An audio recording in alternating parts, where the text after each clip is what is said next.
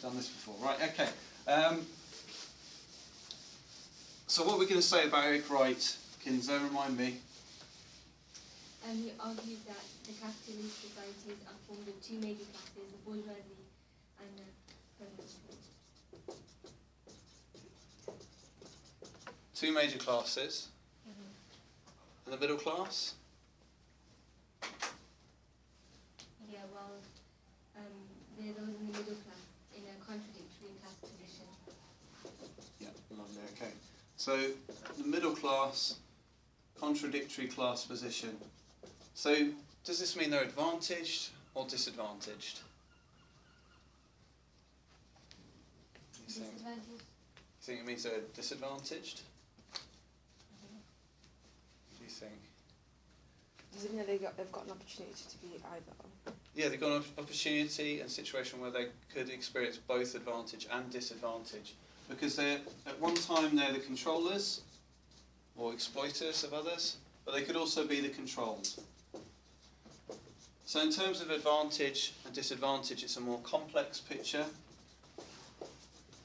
Due to fragmentation of the class system, we've got fractions, and this means that advantage and disadvantage is no longer straightforward.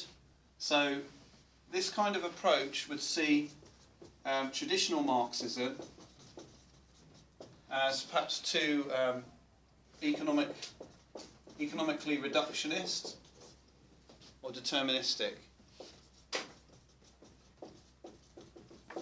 It's too much limiting the view of society to the economic divisions and ignoring the divisions in terms of culture and other issues. And the fact that the economic relations of production, there is still a permanent middle class which goes against what the traditional Marxist view was, which was polarisation and the disappearance of the middle class. Okay, what other views can we talk about here? Feminists. Which view was he from? So Eric Wright is defined as a neo-Marxist. Neo-Marxist. Eric Wright is defined as a neo-Marxist from what I've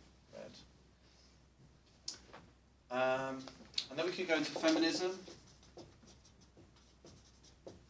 What might the feminists say about the middle classes?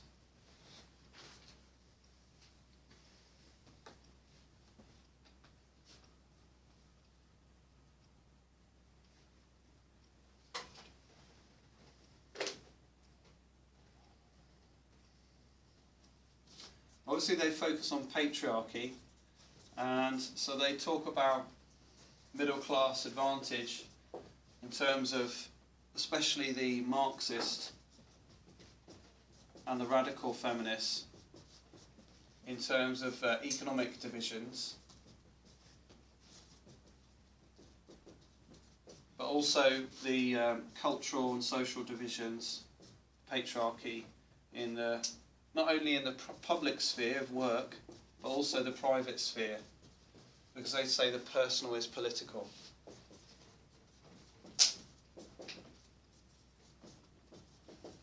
So we can evaluate the earlier views with this. Here's an exam strategy point, where we can say, okay, they'd evaluate the Marxists and the Weberian views, because these earlier views focused on the public sphere of work, more than the private sphere of the home and family. And therefore, these views are inadequate.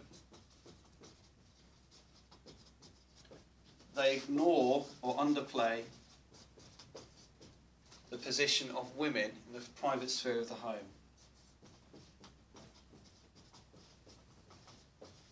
They ignore hidden problems, processes of exploitation, and relative advantage and disadvantage as a result of gender, because they foreground class.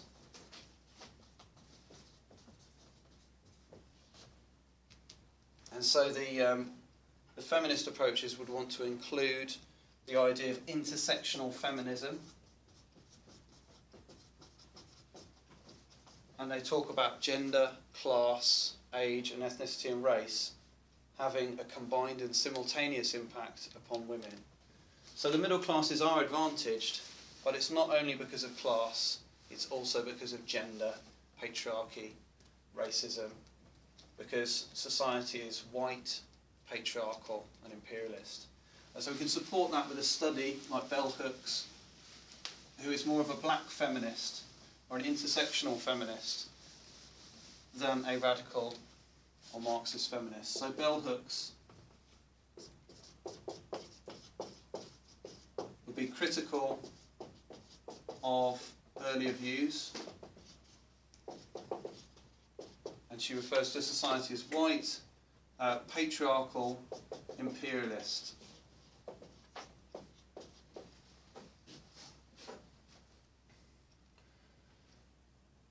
So it's not only the middle classes being middle class, it's also their race, their colour, their gender, that is part of their dominance and power. Then we could take some other perspectives. What do we put in our starting sentence that we need to refer to now?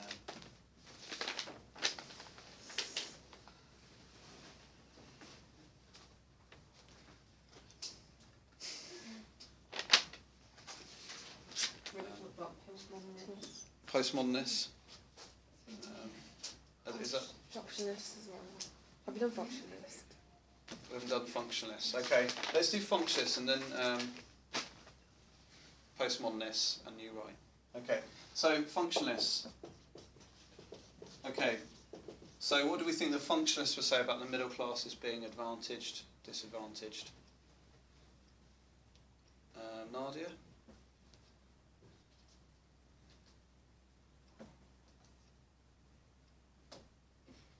Would you say that it's, I don't know, beneficial for society? Yeah. So the middle classes, status and power, okay, refer to the question, is beneficial to society, that's correct. So you show you understand functionalism, and that's what they want to see. Okay, so beneficial to society. How can we back that up and explain that? Is there a study by Davis and Moore that we could use? Yeah.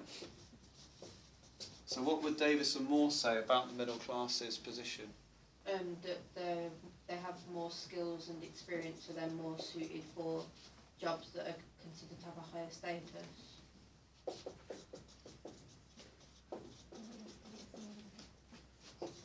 So Davis and Moore talk about skills and experiences of different groups being suitable for different roles. So the middle class are not benefiting from their social background.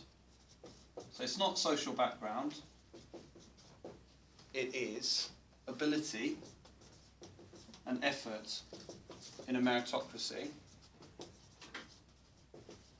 So it's not that they're advantaged because of their birth and their family origin, it's because of their sacrifices to gain the experience that you say suits them to that role, and the abilities that they have, perhaps naturally, as well as based on effort.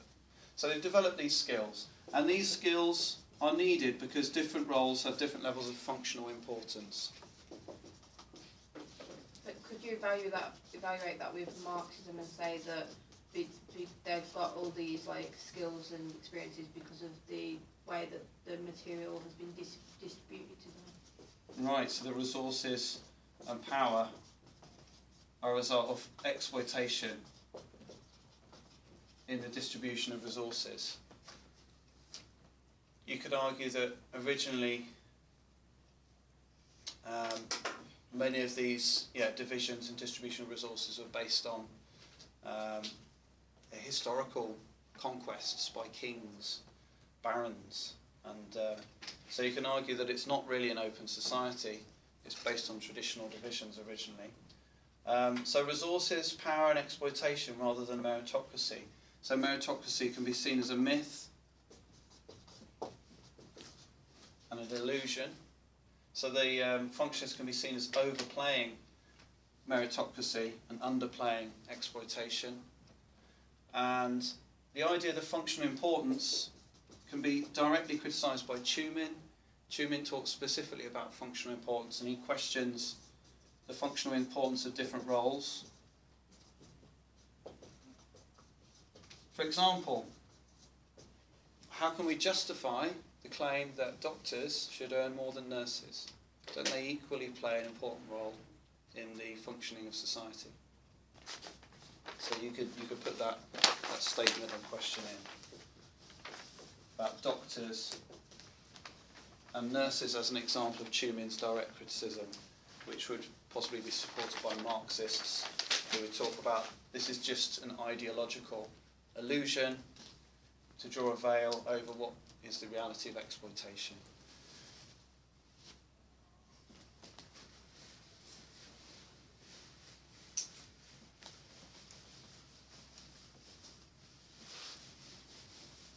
Okay, then we could go into the New Right, who would make similar points. So people like Saunders, okay, very critical. So he'd do evaluation points against the SAD thesis.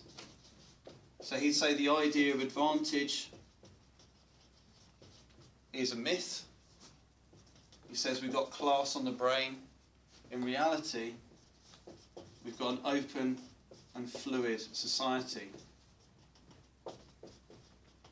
And then you could give the data that 80% of those born into poverty move out of poverty in their lifetime.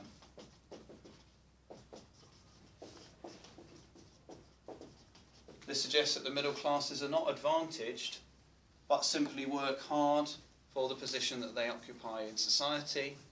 Similarly to Davis and Moore, Saunders argues that it's an open society where ability and effort provide status. So he would focus on achieved status in a modern, democratic society.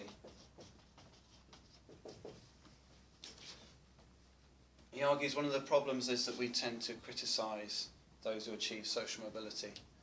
So in the UK, you could say that we are critical of the middle class,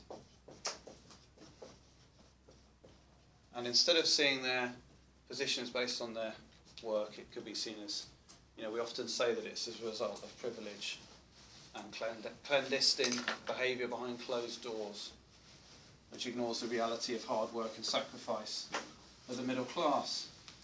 To support this, you could also talk about Charlesworth's study, where he talks about the difference between the middle class and the working class. And he says, and we could talk about studies like Sugarman as well. Barry Sugarman says that the working class have different values from the middle class. The working class are focused on immediate gratification.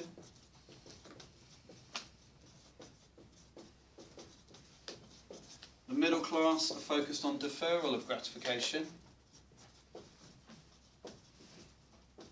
It's this difference which explains the position of the middle class, not advantage or disadvantage, but simply different values, some of which will be beneficial because the middle class will be able to move up because they have these different values, and some of which will be harmful.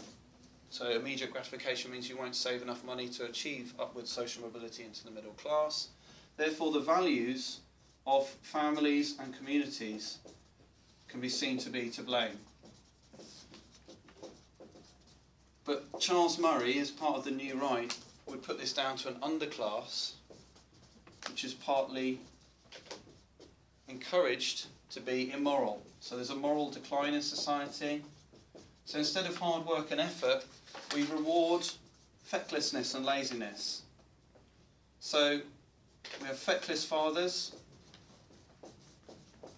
and we have mothers who are married to the state. Welfare dependency is the problem which prevents the working class from achieving mobility and allows them to drop down into the underclass. So the middle class aren't advantaged. The problem is with the values of the underclass and some members of the working class who end up in the underclass. So they would strongly criticise the idea that the middle class are advantaged, and they say that it's down to the middle class's superior values and better ability and effort. They'd also put it down to IQ. Does anyone know the data on IQ that was released by the government last year, or any other data on IQ that you could use, or any other data for social mobility? I mentioned 80%, but there's also 60% of your GCSE score is a result of inherited IQ. According to a government statistic released last year, your GCSE score is largely a result of your natural intelligence that you're born with. Therefore, this suggests the government are trying to support the view that social class is a result of ability and effort rather than advantage and disadvantage. So this seems to suggest the government support the new right view because of their view of education and class. This is a particular issue because with the growth of NEETs, young people not in education, employment or training, there's a particular concern about these groups, particularly in some ethnic groups, which makes it a more complex issue because 15% of white British males, 25 and over, are unemployed, compared to 30 to 40% of Pakistani and Bangladeshis and African Caribbeans. This suggests that the problem of unemployment is particularly affecting the working class, and it's a particular issue due to, according to the government, IQ. And so they seem to want to blame that rather than increase welfare. They want to increase responsibility of individuals. The last theory we want to look at is postmodernism. Okay, what do you think the postmodernists would say about this area?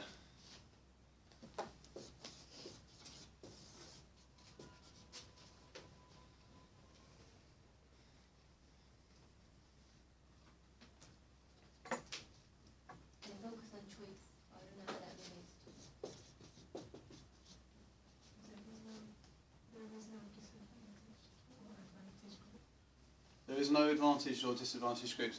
Well, it may mean that advantage and disadvantage is more complex. It depends on the type of postmodernist. So some postmodernists may agree, as Shanika says, and agree that advantage and disadvantage is, broadly speaking, redundant as an explanation if you're looking at traditional class divisions. So if you look at, for example, Pekulski and Waters, they talk about the fact that class is dead. Class is dead because consumption allows for choices over status rather than duty and roles being the reason for status. So choice over consumption, consumer culture, identities based on age, gender and ethnicity means that class is dead. So the idea of class advantage or disadvantage is redundant and outdated. So the middle class are not advantaged. It's too simplistic to give this argument. It's more complex than this due to the intersection of factors, economic, cultural and social, class, age, gender and ethnicity, and the way in which there are changes to class and occupations and labour markets. Jameson talks about globalisation and global capitalism, showing the influence of a Marxist influence. So he talks about how there's these transnational corporations. We might have middle and upper class employees, where the middle class may be benefiting from global exploitation.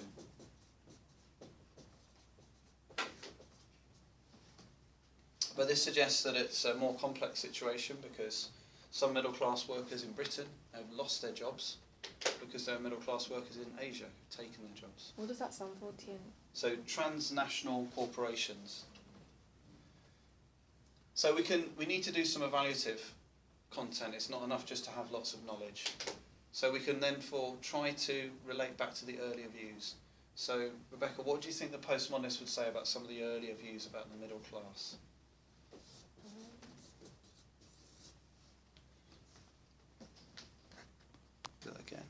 So in evaluation, the postmodernists would criticise the earlier structural views of functionalism, Marxism and Weberianism.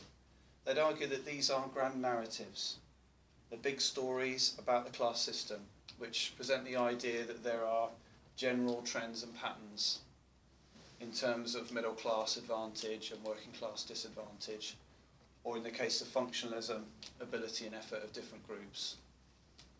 The postmodernists would say that these are subjective views which are from a social and historical context, which is relative to time and space, and time and place. So the functionists, Marxists and Weberians are examples of Western European views of society, which are limited in their application to all contexts. So the postmodernists would say that due to the growth of individualisation, we need to look at individual experiences rather than make general statements about middle class advantage. It's too broad and too simplistic to talk about the middle class as being advantaged. The postmodernists would talk about how it's complex, complicated and relative, and each individual has a different experience of middle class or class inequality. So in conclusion, you can argue that this is a complex area. There have been many changes over time, socially, politically and economically and culturally. We've seen social mobility, but there are changes still where social mobility, in terms of relative social mobility, is slowing down or dead. It's still possible to be socially mobile, but it's usually downwards, according to Goldthorpe's recent study. So it's clear there are many changes. However, in conclusion, it's important not to overemphasise the changes to the middle class position, and to remember there are many continuities with the past where the class system remains divided and economic divisions remain important, especially from a Marxist perspective.